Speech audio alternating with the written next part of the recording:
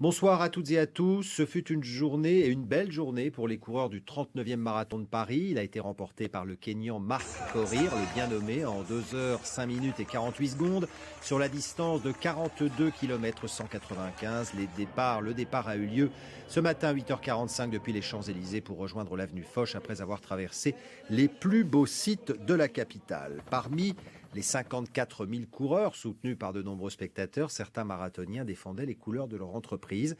Dans le peloton, Audrey Natalizzi et Nicolas Metauer ont suivi des salariés de Rueil-Malmaison.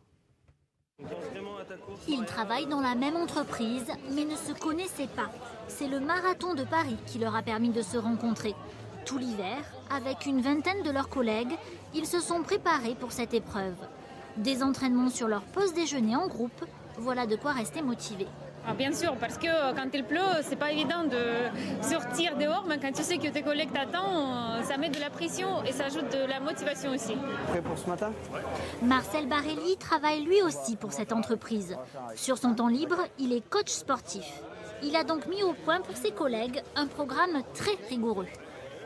Les entraînements, ils ont commencé début janvier pour la plupart, surtout pour les beginners. On a eu 12 semaines d'entraînement pour eux, avec une grosse phase de 6 semaines qui a consisté à vraiment aller travailler l'allure marathon pour qu'ils s'adaptent à cette allure marathon. 10 heures, Maria et ses collègues franchissent enfin la ligne de départ. Les pros, eux, ont déjà parcouru plus de la moitié de la course.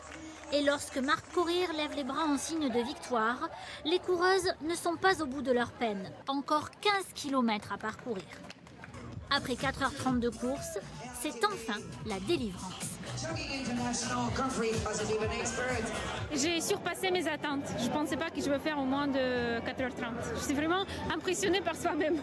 C'est un bon sentiment. C'est très rassurant quand on a des gens qu'on connaît à côté.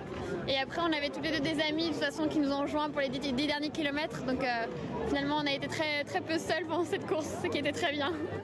La douleur est déjà oubliée, ne reste que la joie d'avoir réussi et l'envie de recommencer. Maria et Clémence n'attendront pas l'année prochaine. Dans 5 mois, elles participeront au marathon du Médoc. Alors une première réaction à nos invités, l'esprit sportif, l'esprit d'entreprise, c'est l'illustration, ce qu'on vient de voir, de ce que l'on dit un esprit sain dans un corps sain. Oui, sauf que l'expérience de la course à pied, c'est intéressant parce que c'est pas seulement l'expérience du corps, c'est aussi l'esprit. C'est intéressant de voir dans quel état l'esprit se met quand il court. Et Nietzsche disait les meilleures pensées sont celles que j'ai en marchant. En fait, on pourrait dire la même chose en courant. Oui, et puis il y a la question de savoir si on est dans la performance ou dans l'harmonie. Est-ce qu'on fait ça pour se sentir mieux ou est-ce qu'on fait ça pour se dépasser? Ce qui est tout à fait différent. Et je pense que dans la vaste population des marathoniens, il y a vraiment les deux sont également représentés.